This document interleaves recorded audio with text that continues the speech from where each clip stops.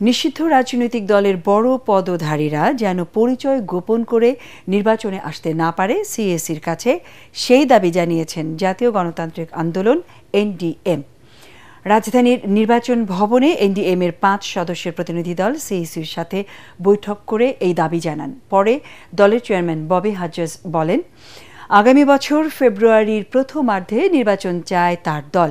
সেই হিসেবে নির্বাচনী পরিবেশ তৈরি করার দাবি দলটির। একই সাথে নির্বাচনী ব্যয় ৪০ লাখে উন্নীত করতে সিইসির কাছে সুপারিশ করেছেন তিনি। এরপর সিইসির সাথে সাক্ষাৎ করেন বাংলাদেশ আম জনগণ পার্টির প্রতিনিধি দল। বৈঠক শেষে দলটির আহ্বায়ক রফিকুল আমিন জানান, তার দলের প্রতীক চাওয়া হয়েছে আনারস। তিনি আশাবাদী আগামী জাতীয় সংসদ নির্বাচন হবে বাংলাদেশের ইতিহাসে সবচেয়ে অবাধ, সুষ্ঠু এবং নিরপেক্ষ।